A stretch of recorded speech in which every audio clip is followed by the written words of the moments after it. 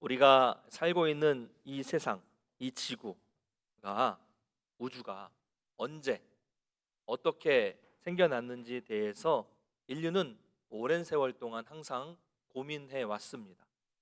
이 문제는 기독교인들만의 관심은 아니죠. 그래서 역사적으로 보면 지역마다, 종족마다 신화가 있고, 그 곳마다 또 전설이 다 있었습니다. 또 과학자들 나름대로 이런 이 세계의 기원에 대해서 밝히려고 노력을 해 왔습니다.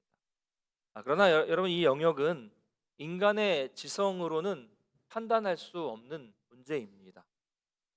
인간의 지성을 넘어서는 그런 영역이죠. 과학이 정말 뛰어나지만 과학으로 밝힐 수 없는 부분이 너무 많습니다. 이 광활한 우주를 우리는 얼마나 넓은지도 모르고요. 아주 정말 조금 빙산의 일각도 아닌 아주 조금만 보고 있는데 어떻게 그런 인간이 우주의 이 기원에 대해 창조에 대해서 말할 수 있겠습니까? 이에 대해서 성경은 어떻게 말씀하고 있습니까? 다 같이 오늘 말씀을 한번 암송해서 읽도록 할까요? 시작. 태초에 하나님이 천지를 창조하시니라. 할렐루야. 여러분 믿으십니까? 믿으시면 설교 끝. 할 거 없어요. 네. 어떤 분들은 그러실 것 같아요. 야, 이번 주 목사님 참 편했겠다. 네? 한 구절이니까. 네. 이 생각하시기 하실 수도 있겠지만 저는 참 고민이 많았어요. 이 한 구절을 어떻게 설교를 해야 될까 고민이 많았습니다. 여러분, 우리가 이 성경을 읽을 때 항상 기억해야 될 점은 뭐냐면요. 성경은 일반적인 책이 아니라 하나님의 감동으로 지어진 책이다라는 점을 우리가 잊지 말아야 돼요. 이 말은 무슨 말입니까? 성경은 인간의 지성과 경험으로는 이해할 수 없는 책이다, 이런 말이에요. 그러니까 우리가 일반적으로 읽는 책과는 아예 차원이 다른 책입니다. 그래서 이 성경을 대할 때, 성경을 읽을 때 어떤 태도로 읽느냐에 따라서 정말 이 말씀이 이해되는 분도 있고요, 이해되지 않는 사람도 있는 것입니다. 성경을 이걸 자꾸 이성의 눈으로, 이성의 시각으로 대하는 사람은 아무리 성경을 구석구석 읽어보아도 발견할 수 있는 것이 아무것도 없습니다. 그건 성경의 문제가 아니라 읽는 그 사람의 문제입니다. 그 사람의 문제예요. 근데 그들은 뭐라고 말합니까? 봐라, 나는 신구약 성경을 몇 번이나 다 읽어봤다. 그런데 아무런 감흥이, 아무런 느낌이 없었다. 하나님은 없다. 이렇게 말하는 거예요. 이런 분들을 아마 주변에서 여러분들 종종 만나 보실 수 있으실 것입니다. 그러나 반대로 성경을 대할 때 열린 마음으로 읽는 사람에게는 하늘의 문이 열리고 말씀을 읽으면서 하나님을 만나게 되고, 전혀 믿어지지 않는 허무맹랑한 것 같게 생각했던 말씀이 믿어지게 되는 거예요. 여러분, 이것이 성경이 가진 독특한 면입니다. 사람들은 성경을 이해하지 못해서 하나님을 부정하고 성경을 부정하지만, 여러분, 성경은 그 읽는 사람들이 이해를 했든 이해를 하지 못했든 간에 진리라는 것에는 변함이 없습니다. 왜요? 진리는 그 자체로 언제나 진리이기 때문입니다. 그러므로 오늘 우리가 이 같이 암송한 창세기 1장 1절을 읽는 순간부터 사람들은 다 두 가지 태도를 가지게 될 것입니다. 성경을 허무맹랑한 이야기로 보느냐, 아니면 성경을 하나님의 말씀으로 보느냐, 이 두 가지입니다. 창세기 1장 1절부터 막히면 그 사람은 성경을 믿을 수 없죠. 이거부터 막히면 믿을 수 없는 거예요. 그러므로 오늘 시작하는 이 성경의 가장 첫 번째 말씀은 아주 중요한 말씀입니다. 이 말씀을 통해서 하나님이 우리에게 들려주시는 음성을 듣게 되시기를 간절히 소망합니다. 꼭 벌써 근데 걱정하시는 분들이 계실지도 모르겠습니다. 아휴, 마태복음 하는데 2년 7개월이 걸렸다고 하는데 마태복음보다 더 긴 창세기를 하니 이제 한참 걸리겠구나.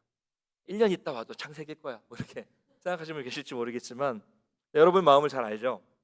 그러나 여러분, 기간이 얼마나 걸릴지는 저도 모르겠습니다만은 마태복음처럼 구절구절을 다 강의하지는 않을 거예요. 왜냐하면 창세기는 좀 성격이 다르기 때문에 필요에 따라서는 생략하고 넘어가는 부분도 생길 것입니다. 너무 걱정하지 마시고, 제일 중요한 것은 우리가 말씀을 항상 어떤 말씀도 마찬가지지만 특별히 창세기는 열린 마음으로 듣는 것이 중요합니다.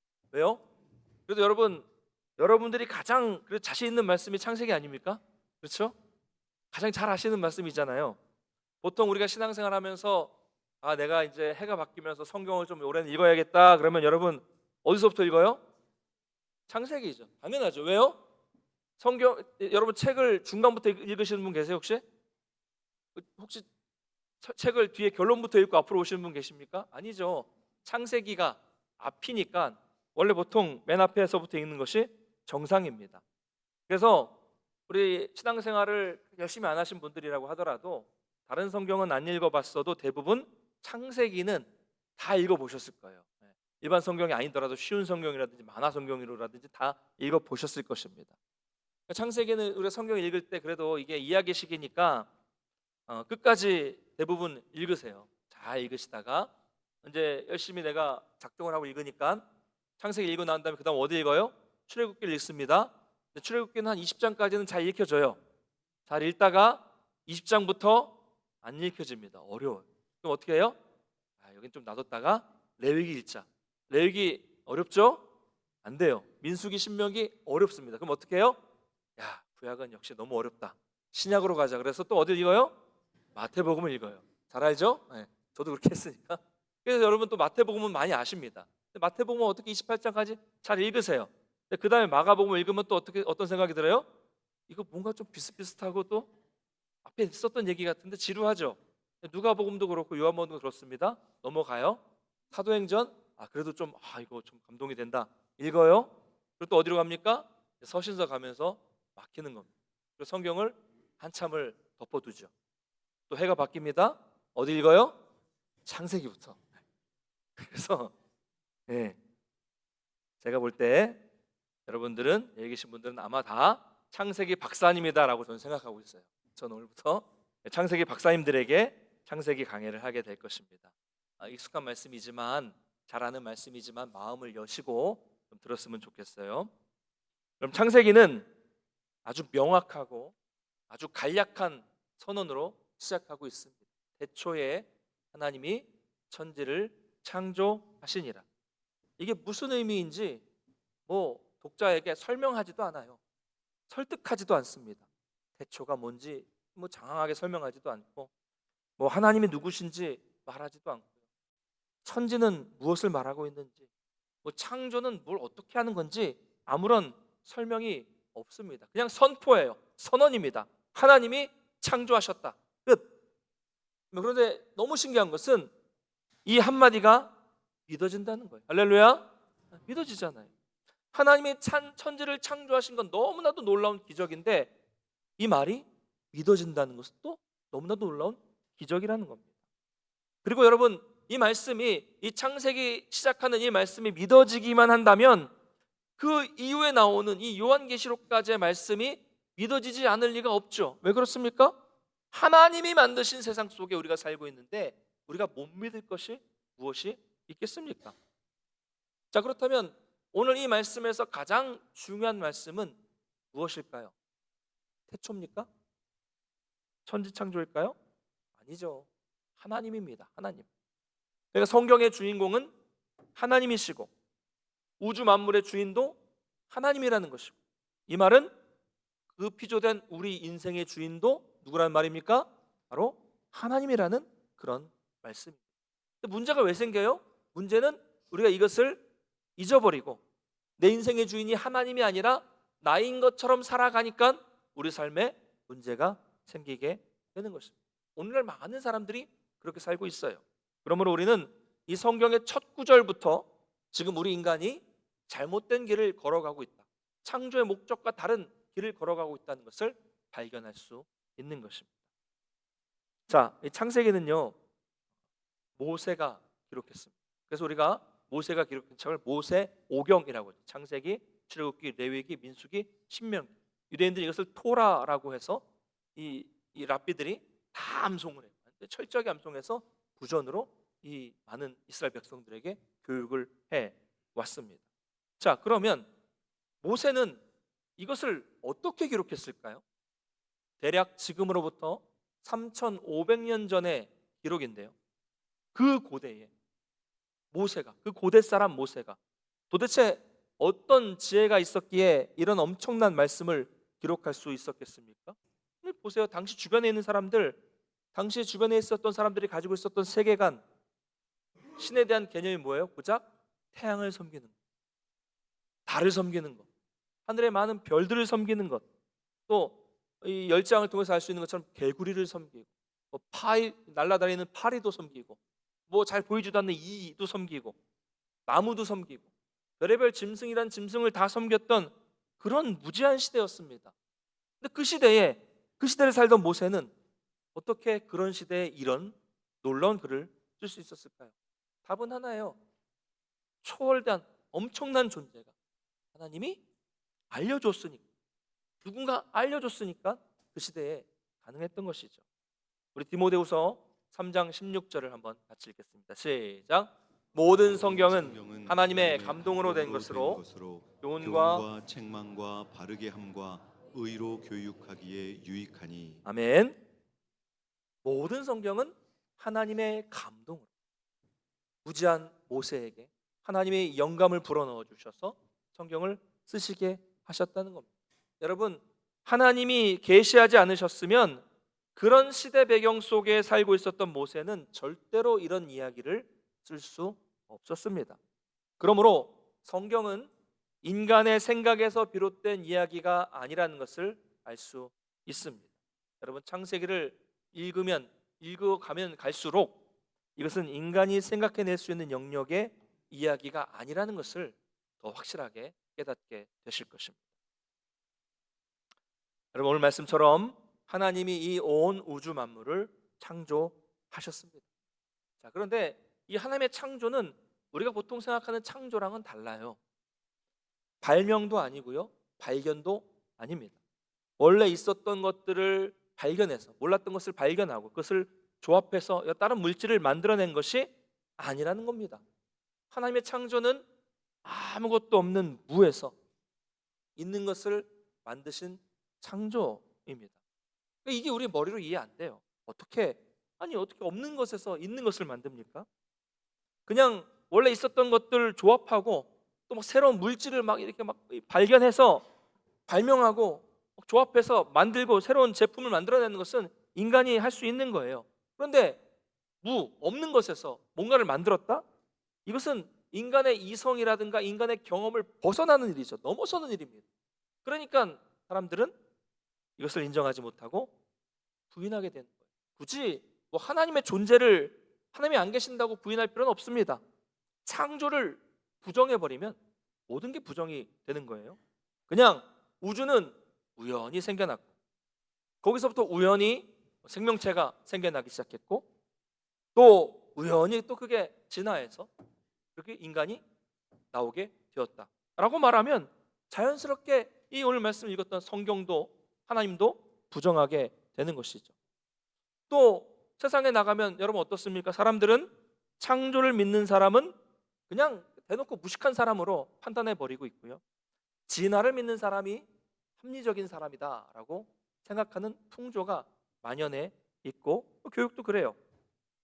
그러나 여러분, 분명히 말씀드릴 것은 창조가 믿음이라고 한다면 진화도 믿음입니다. 그럼 과학은 뭐예요? 검증이 돼야 돼요. 증명이 돼야 되지만 진화론자들이 내놓는 이 증거라는 것은 사실 추론일 뿐이지 이걸 검증할 수 있는 방법이 없습니다. 원숭이가 진화해서 그 종이 다른 종으로 바뀌어서 다른 종이 생겼다는 증거는 없습니다. 여러분 속지 마세요. 그냥 그럴 것이라고 추론한 것들을 내세울 뿐입니다. 그럼 생각해 보십시오. 여러분의 조상이, 죄송합니다, 우리 인간의 조상이 원숭이라고 하면 기분이 어떠실까요? 원숭이로부터 거슬러 올라가서 이 아메바 같은 단세포로부터 이 내가 오게 되었다라고 하면 여러분 어떠세요? 기분이 어떠십니까?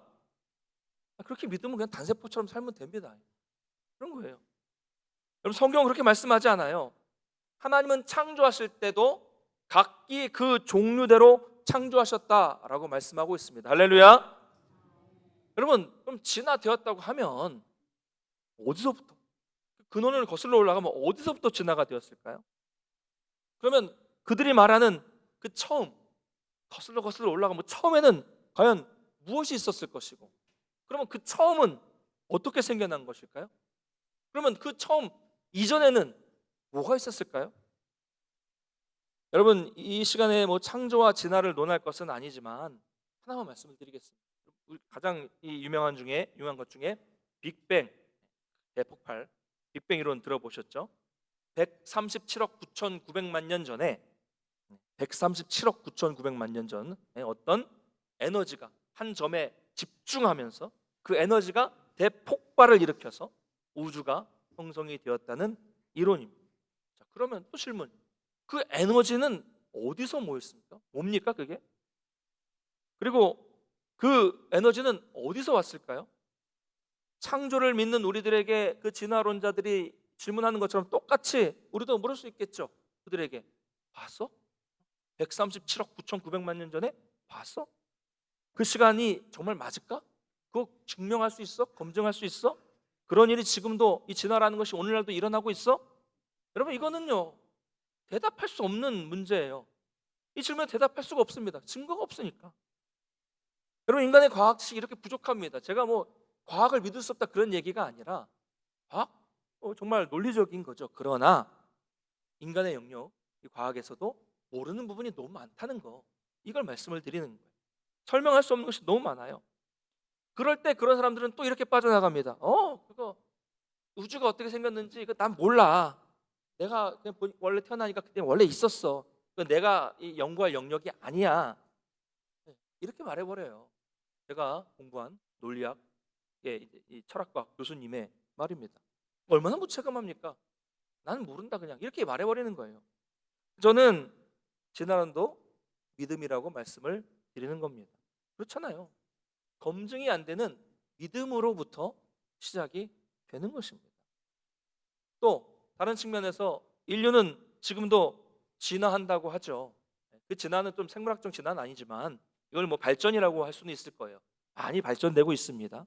그런데 인류가 많이 발전하고는 있는데 지금 어떤 문제가 생기고 있습니까? 우리 주변의 환경이 다 파괴되고 있어요. 그렇죠? 지구가 다 망가지고 있습니다. 얼마 전에 최근에 기사를 몇 번 봤는데요. 지금 저기 자카르타 같은 데는 지하수가 싹 다 빠져나가서 워낙 사람들이 많아서 다 쓰니까 점점 집안이 침하되고, 몇 년 전까지 사람이 살던 곳에 다 물이 들어왔어요. 몇 년 지나면 완전히 도시가 가라앉는다고 하죠. 그래서 지금 수도를 다른 곳으로 옮겨야 되는 이런 고민까지 하고 있다고 합니다.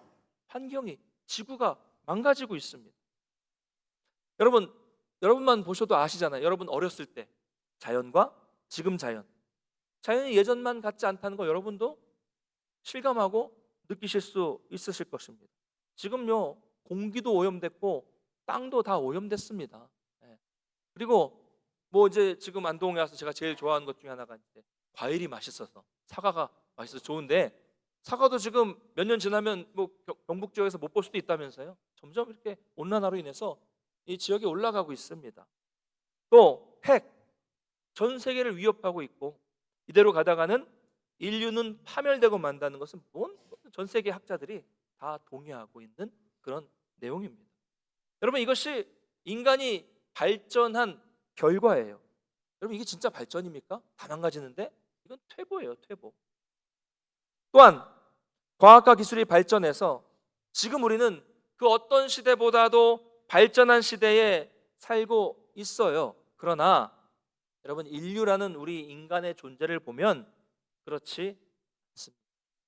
모세가 살았던 3,500년 전의 사람들과 비교해 보면 우리의 삶의 양식은 정말 이거는 비교할 수도 없이 많이 바뀌었죠. 수명도 많이 늘었고, 우리의 지식은 그 3,500년 전의 사람들의 지식과 비교하면 이거 비교도 안 돼요. 너무 많은 것들을 알고 있습니다.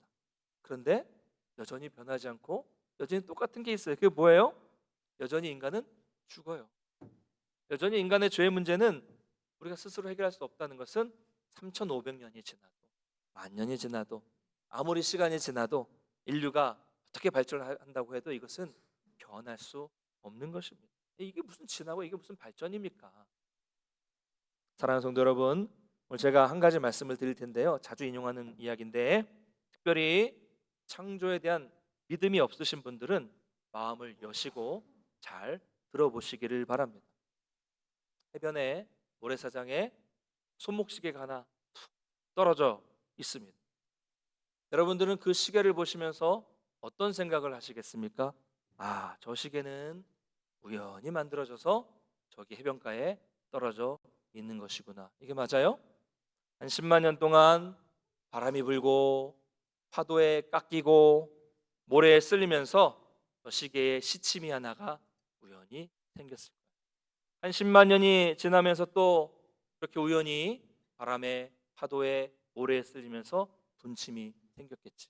또 한 몇만 년이 지나면서 초침이 생겼을 거고, 또 10만 년이 지나면서 우연히 저 시계를 움직일 수 있는 톱니가 우연하게 생겼을 것이고, 또 한 몇만 년 지나면서 저 시계를 움직일 수 있는 건전지가 저 안에 생겼을 것이고, 또 10만 년이 지나면서 숫자가 1이 생기고 2가 생기고 3이 생기고 또 판이 생기고, 또 몇만 년이 지나면서 이 시계를 둘러덮고 있는 유리가 생기고, 또 몇만 년이 지나면서 이 케이스가 생기고, 또 몇만 년이 지나면서 줄이 생겨서 우연히 저기에 시계가 만들어져서 떡하니 시간을 가르치고 있는 거야. 여러분, 이게 맞습니까? 그걸 이상한 사람으로 보지 마시고요. 네. 말이 안 되죠. 정답은 뭐예요? 누군가 시계공이 만들었구나. 이게 정답이에요. 간단합니다. 이게 상식입니다. 그렇죠? 아닙니까, 여러분? 그런데 여러분, 이런 말도 안 되는 이야기를 세상 사람들이 하고 있다니까요. 시계보다 이 인체가 얼마나 복잡합니까? 그렇죠? 아직 의학으로도 알 수 없는 이 인체의 신비가 얼마나 많은지 몰라요. 근데 어떻게 인간이 우연히 생길 수가 있어요? 단세포로부터 시작되어서 원숭이가 되고 그래서 인간이 됩니까? 아니, 이 시계보다, 아니 인간보다 훨씬 더 복잡하고 이 광활한 우주, 질서를 가지고 운행되는 이 우주가 어떻게 그냥 우연히 생길 수가 있겠습니까? 여러분, 시계를 시계공이 만들었다고 하는 것이 상식인 것처럼 이 엄청나게 복잡한 우주를, 인간을 누군가가 만들었다고 하는 것이 상식이 아니겠습니까? 할렐루야. 그래도 아닙니까? 그래도 아니면 하나님께 맡기겠습니다. 여러분, 그래서 우리가 정신 바짝 차려야 돼요. 정말 이 땅에서 우리가 성경을 바로 믿고 하나님을 바로 믿는 성도로 살아가려면 잘 분별해야 됩니다. 세상은 이런 것들을 진리라고 주장을 합니다. 그런 세상에서 우리가 헷갈리지 않고 바른 진리를 분별하며 살려면 정말 정신 바짝 차리고 말씀을 깊이 묵상하면서 하나님의 도우심을 구해야 하는 것입니다. 사랑하는 성도 여러분, 바라기는 우리의 신앙이 하나님의 말씀을 통해서 좀 더 성숙한 신앙으로 나아갈 수 있게 되시기를 주님의 이름으로 축원합니다. 우리 신앙이 항상 이 초보적이고 아주 기초적인 신앙에만 머물러 있으면 안 돼요. 하나님은 날 사랑해 주신다. 하나님은 날 구원해 주셨다. 맞아요. 맞는 얘기인데 그 다음은요. 그 다음이 중요해요. 어쩌라고요? 우리가 이런 자꾸 단편적이고 얕은 신앙을 가지고 세상을 살아가다 보니까 늘 신앙이 제자리인 겁니다. 여기에서 우리의 신앙이 한 걸음 더 나아가서, 그래, 하나님이 날 구원해 주셨는데 도대체 그 하나님은 어떤 분이시기에 날 구원해 주셨는가? 그 하나님이 나 같은 사람을 구원해 주셔서 도대체 뭘 원하시는가? 어떤 삶을 원하시는가? 이런 질문까지 나아가야 하는 겁니다. 그런데 그냥 구원해 주셨다고 하니까 거기에 감격하고 감사해서 나를 구원하신 하나님은 늘 나에게 복 주실 것이고 늘 나를 선한 길로 인도해 주실 것이고 늘 나를 안전하게 지켜주실 것이다. 그러니까 이것만으로만 만족하고 살아가고 있다는 거죠. 여러분, 우리가 신앙생활을 하는 목적이 뭐라고 말씀드렸습니까? 하나님 때문에 내가 잘 되고 하나님 때문에 내가 형통하고 하나님 때문에 내가 복받는 것이라고 생각하는 경우가 많아요. 근데 여러분, 이렇게 되면 우리 인생에 문제가 생기면 책임은 누구에게 지우는 거예요?